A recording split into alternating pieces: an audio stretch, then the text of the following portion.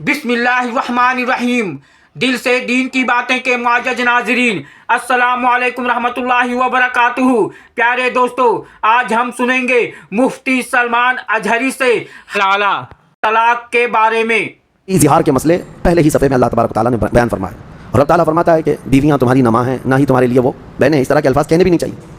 तो ये इज़हार के मसले ये बयान हो जाए। मैं नौजवानों से यही कहता हूँ कि तलाक के मसले, इज़हार के मसले, लिआन के मसले, ये सब मसले शादी से पहले ही सीख लो, ताकि तुमसे ऐसी कोई गलती ना होने पाए। कहते हैं इसमें मुजादला का मतलब तकरार है, झगड़ा है।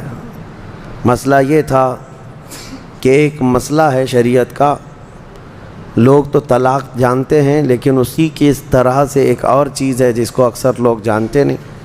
हाँ, अहले इल्म जानते हैं और जो दीनी मालूमात रखते हैं उन्हें पता है वो क्या मसला है। एक सहाबियाँ हैं, उम्र दराज हो चुकी थीं, उनके शोहर ने आपसी बहस में, तकरार में उनको अपनी माँ की तरह कह दिया। अपनी माँ की तरह कहना अपनी बीवी को, ये क्या मसला है? तो वो बारगाह रिसालत मआब सल्लल्लाहु अलैहि वसल्लम में रोती हुई आईं, कहा कि मेरे लिए अब क्या हुक्म है बताएं, मेरे शोहर ने मुझे इस तरह से कहा है, ये जुमला कहा है। नबी पाक सल्लल्लाहु ताला अलैहि वसल्लम खामोश थे।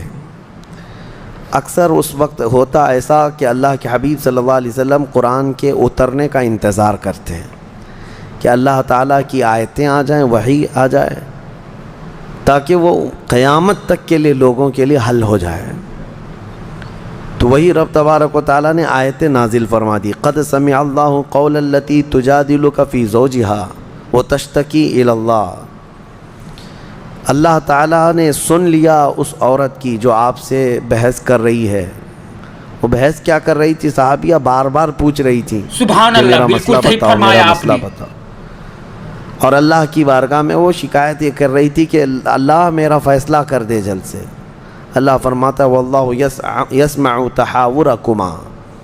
उन दोनों की जो कन्वर्सेशन है शोहर और बीवी की, या फिर यहाँ पर नबी पाक सल्लल्लाहु अलैहि वसल्लम की और जो सहाबिया थी उनके मुतालिक कुरान में अल्लाह फरमाता है कि अल्लाह सुन रहा है जो कुछ भी वो बहस हो रही। अब मसला बयान फरमाता है रब ताला, अल्लज़ीना युज़ाहिरून मिनकुम मिन निसाइहिम मा हुन्ना उम्महातुहुम इनहुम, यानी जिन लोगों ने ज़िहार किया अपनी बीवियों से। ज़िहार, इसको तलाक की बहन का नाम है। ये तलाक में मर्द ने अपनी बीवी को कह दिया कि आज से तू मुझसे आज़ाद है, या मैंने तुझे तलाक दे दिया, ये अल्फाज अदा किया तो बीवी उसके निकाह से निकल गई। तलाक की भी किस्में हैं बहुत सारी। एक तलाक दिया तो उसको रुजू कर सकता है, यानी वापस लौटा सकता है, उसके लिए निकाह वगैरह की ज़रूरत नहीं है। और अगर 3 तलाक देता है तो वो मुकम्मल उसके निकाह से खारिज हो गई। अब यहाँ पर एक बड़ा मसला फैला कर रखा है हमारे मुल्क में लोगों ने, हलाला। हलाला हलाला शरीयत में है ही नहीं, इसको हम हलाला नहीं कहते, निकाह जदीद। औरत को अगर किसी ने तलाक दिया, 3 तलाक, तो फिर अब वो औरत इस शोहर की इद्दत गुजारे और उसके बाद वो दूसरा किसी से भी निकाह कर ले, निकाह जदीद, हलाला नहीं है। अल्लाहु अकबर। जैसे निकाह होता है ओरिजिनल निकाह करें, फिर वो दोनों लोग रहना चाहें तो रहें, या फिर अलग होना चाहें तो अलग हो जाएं, फिर पहले वाले शोहर के लिए वो हलाल हो सकती है। लेकिन हलाल करने के लिए घुमाना किसी के पास, ये शरीयत में ऐसा है नहीं। बात समझ रहे हैं आप? इसी को कुफ़ार व मुशरिकीन आज बहुत बढ़ चढ़ कर के बयान करते हैं कि हलाले वाले लोग, हलाले वाले लोग। हलाला क्या चीज़ है? निकाह जदीद है, दूसरा निकाह करे वो और रहना चाहे तो उसके साथ आपने। अब ज़िहार क्या चीज़ है? ज़िहार जो है अपनी औरत को महरम औरतों से तशबीह देना। मतलब अपनी औरत को यूँ कह देना कि तू मेरी माँ की तरह है, मेरी बहन की तरह है, मेरी बेटी की तरह है, मेरी फूफी की तरह है, मेरी खाला की तरह है। ये जो महरम औरतें इससे पहले मैं गिना चुका हूँ, उन औरतों में से किसी एक औरत से अपनी बीवी को तशबीह दिया तो औरत अपने मर्द पर हराम हो गई। فوراً حرام ہو جائے گی عورت. لیکن اس میں نکاح جدید نہیں ہے، دوسرا نکاح کرنا نہیں ہے، بلکہ اس کا کفارہ ہے. جس نے اپنی عورت کو یوں کہا اس کے لیے کفارہ کیا ہے؟ رب تعالیٰ فرماتا ہے کہ والذین یظاہرون من نسائہم ثم یعودون لما قالوا فتحریر رقبۃ من قبل ان یتماسا. ایک غلام آزاد کرنا ہوگا چھونے سے پہلے. عورت کو چھونا حرام ہے اس کے لیے. اب غلامی کا دور ہے نہیں، تو آگے رب تعالیٰ فرماتا ہے جو غلام آزاد نہیں کر سکتا وہ 60 روزے کنٹینیو رکھے گا. ایک روزہ بھی بیچ میں مس ہوا تو پھر شروع سے رکھے گا. فمن لم یجد فصیام شہرین متتابعین، کنٹینیو 60 روزے. اور جس سے یہ بھی نہ ہو سکے پھر وہ 60 مسکینوں کو کھانا کھلائے گا، تب جا کر کے بیوی اس کی حلال ہوگی. اس سے پہلے اس کے لیے بیوی حلال نہیں ہے. یہ مسئلہ سخت ہے، اس کو ہمیشہ یاد رکھیں. یہی زہار کے مسئلے پہلے ہی صفحے میں اللہ تبارک و تعالیٰ نے بیان فرمائے. اور رب تعالیٰ فرماتا ہے کہ بیویاں تمہاری نہ ماں ہیں نہ ہی تمہارے لیے وہ بہنیں ہیں. اس طرح کے الفاظ کہنے بھی نہیں چاہیے. تو یہ زہار کے مسئلے یہ بیان ہو جائیں. میں نوجوانوں سے یہی کہتا ہوں کہ طلاق کے مسئلے، زہار کے مسئلے، لعان کے مسئلے، یہ سب مسئلے شادی سے پہلے ہی سیکھ لو تاکہ تم سے ایسی کوئی غلطی نہ ہونے پائے بعد میں. اس کے بعد پھر ہم نے سورہ حشر کی تلاوت کی ہے. سورہ حشر اس کی بڑی فضیلت ہے. اس کی آخری آیت میں آقا صلی اللہ علیہ وسلم نے ارشاد فرمایا جس نے سورہ حشر کی آخری آیتیں رات کو تلاوت کی، اگر صبح اس کا انتقال ہو گیا تو اس کو شہیدوں میں اٹھایا جائے گا. وہ آخری آیتیں هو اللہ الذی لا الہ الا هو عالم الغیب والشہادۃ هو الرحمن الرحیم، یہ آخری آیتیں ہیں. اور سورہ حشر میں بھی اللہ تبارک و تعالیٰ نے کئی اہم پیغامات عطا فرمائے ہیں. اور ایک دو آیتیں میں آپ کو بتا دیتا ہوں. سورہ ممتحنہ میں جو آئی ہیں اللہ فرماتا ہے لا ينهاكم الله عن الذين لم يقاتلوكم في الدين ولم يخرجوكم ان تبروهم وتقسطوا اليهم. یہ آیتیں ان ظالموں کو نہیں نظر آتی. اللہ نے فرمایا جن لوگوں نے تم سے لڑائی نہیں کی، قتل و قتال نہیں کیا، اور نہ تم کو تمہارے گھروں سے کبھی نکلنے پر مجبور کیا، تو اللہ تعالیٰ ایسے لوگوں سے تمہیں ملنے جلنے سے منع نہیں کرتا. ان کے ساتھ اچھا سلوک کرو، انصاف کے ساتھ رہو. جن کے ساتھ تمہاری جنگ نہیں ہوئی، جنہوں نے تمہارے گھروں سے تمہیں نہیں نکالا، ان کے ساتھ اللہ کیا فرماتا ہے؟ مل جل کر کے رہنے میں، ان کے ساتھ اچھائی کا سلوک کرنے میں اللہ منع نہیں فرماتا. انما ینہاکم اللہ عن الذین قاتلوکم فی الدین. ہاں، اللہ تعالیٰ ان لوگوں سے تمہیں ملنے سے منع کرتا ہے جنہوں نے دین میں تم سے جنگ کیا ہے. وَأَخْرَجُوكُم مِّن دِيَارِكُمْ، اور تم کو تمہارے گھروں سے، تمہارے شہروں سے نکالا ہے، یا پھر تمہارے نکالنے پر دوسروں کی مدد کی ہے. ایسے فسادی لوگوں سے اللہ فرماتا ہے تم کوئی موالات، محبت ہرگز نہ رکھنا. اور جو ایسے لوگوں سے محبت رکھتا ہے وہ بڑا ظالم ہے.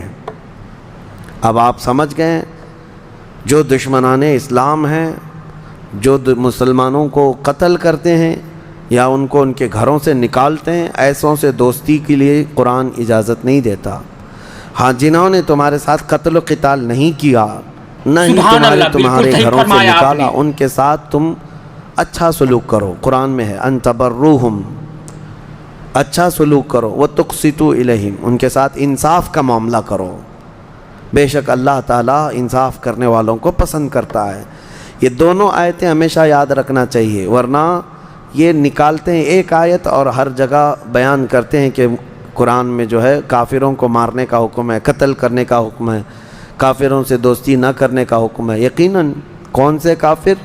قرآن میں اللہ نے فرما دیا جنہوں نے تم سے جنگ کیا ہے، جو تمہارے جان کے دشمن ہیں، تمہارے دین کے دشمن ہیں، اور تم کو تمہارے گھروں سے نکالا یا نکالنے پر مدد کیا. یہ تو کامن سی بات ہے. دنیا میں کوئی بھی قوم کیوں ایسوں سے دوستی کرے گی؟ تو میرے عزیزو یہ بات یاد رکھ لیں. اور سورہ ممتحنہ کی شروع کی آیتیں جو ہیں اللہ نے فرمایا یا ایھا الذین آمنوا لا تتخذوا عدوی وعدوکم اولیاء، اے ایمان والو میرے دشمنوں کو اور اپنے دشمنوں کو دوست کبھی مت بناؤ. تلقون الیہم بالمودۃ وقد کفروا بما جاءکم، تم ان کے لیے محبت پیش کرتے ہو جبکہ وہ اللہ کی نعمت آیتوں کو جھٹلا دیتے ہیں جو کچھ آیا ہے. اور جنہوں نے رسول کی دشمنی کی ہے تم ان سے دوستی بگاڑتے ہو. قرآن پاک میں تنبیہ کے ساتھ سختی کے ساتھ کہا گیا ہے. اور اگر تمہاری اولاد ہو، تمہارے جو کچھ بھی ہو، تمہیں فائدہ نہیں دیں گے اگر کافر ہیں تو. اس بات کو سمجھ کر کے چلیں. پھر سورہ مجادلہ میں جو پیغامات تھے اس میں سے ایک یہ ہے، اللہ تعالیٰ نے فرمایا الم تر الی الذین نہوا عن النجوی، کیا آپ نے نہیں دیکھا ان لوگوں کو جن کو منع کیا گیا ہے کانا پھوسی کرنے سے. اللہ تعالیٰ نے منع فرمایا. جب کوئی 3 لوگ بیٹھے ہوں تو اللہ فرماتا چوتھا اللہ ہے. تم اگر خفیہ باتیں کر رہے ہو، کانا پھوسی کر رہے ہو، ما یکون من نجوى ثلاثة الا هو رابعهم ولا خمسة الا هو سادسهم، اگر 5 لوگ بیٹھ کر کے کر رہے ہو تو چھٹا رب تبارک و تعالیٰ ہے. تو اس طرح کی حرکتوں کو منع کیا گیا ہے. یہ سبحان اللہ، کانا پھوسی بالکل کرنا، صحیح خفیہ فرمایا آپ باتیں نے. کرنا کس طور پر؟ جب لوگ تمہارے سامنے بیٹھے ہوں. اب مثال کے طور پر 8-10 لوگوں کی محفل بیٹھی ہے، 2 ہی لوگ بیٹھ کر کے اس میں خسر پھسر کر رہے ہوں تو یہ اخلاق سے گری ہوئی بات ہے. کیونکہ دوسروں کے دلوں میں شیطان شک ڈال دے گا کہ یہ میرے ہی متعلق کچھ بول رہے ہیں، اور ہر ایک یہی سوچنے لگے گا کہ یہ میرے خلاف پلاننگ چل رہی ہے. اس طرح کی حرکت کرنے سے پرہیز کرنا چاہیے، بچنا چاہیے. اللہ تعالیٰ نے فرمایا کتب اللہ لأغلبن انا ورسلی، اللہ نے یہ لکھ دیا ہے کہ اللہ تبارک تعالیٰ فرماتا ہے ضرور ضرور اللہ ہی غالب آئے گا اور اس کے رسول غالب آئیں گے.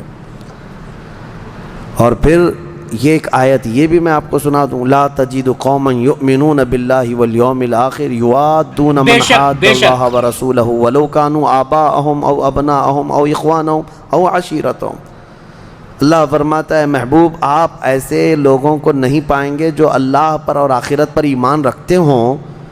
ایسے مومنین کبھی بھی اللہ اور اس کے رسول کے دشمنوں سے دوستی ہرگز نہیں کریں گے، چاہے ان کے باپ ہوں، چاہے ان کے بھائی ہوں، چاہے ان کے خاندان والے ہوں، چاہے ان کے بیٹے ہوں، دوستی نہیں کریں گے. یہ قرآن کی آیت ان صحابہ کے لیے ہے. ایک بار حضرت ابو عبیدہ بن جراح ان کے متعلق کی روایت ہے، بارگاہ رسول صلی اللہ علیہ وسلم میں آئے، ایک کپڑے میں کسی کا کٹا ہوا سر لے کر کے آئے جس سے خون ٹپک رہا تھا. حضور نے پوچھا یہ کیا ہے؟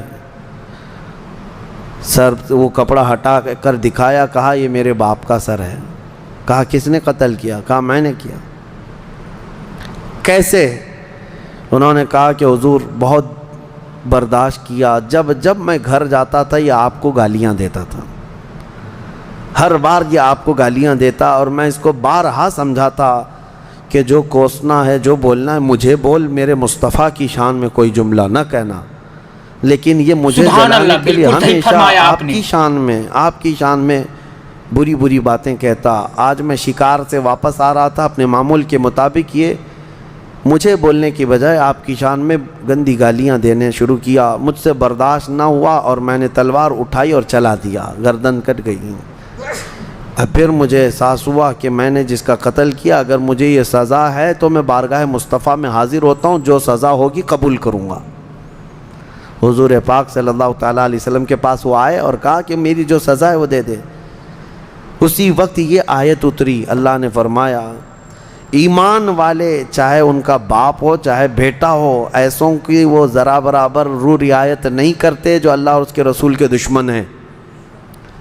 تو اللہ کے نبی صلی اللہ تعالیٰ علیہ وسلم نے فرمایا کہ تمہارے اس عمل کو اللہ تبارک و تعالیٰ نے گناہ نہیں فرمایا، بلکہ آیت میں اللہ نے فرمایا رضی اللہ عنہم ورضوا عنہ، اللہ ان سے راضی ہوا، اللہ ان سے راضی ہوا اور وہ اللہ سے راضی ہوئے، اللہ ان کو جنت میں داخل فرمائے گا۔ اصل رشتہ ہمارا حضور پاک کی ذات سے جڑا ہوا ہے۔ اگر یہ رشتہ سلامت ہے تو ہمارے سارے رشتے ہیں، اور اگر یہ رشتہ نہیں ہے تو پھر ہمارے کوئی رشتے نہیں ہیں۔ ہاں، بہت آسان سا ہے اصول دوستی اپنا، جو ان سے آشنا نہیں وہ ہمارا ہو نہیں سکتا۔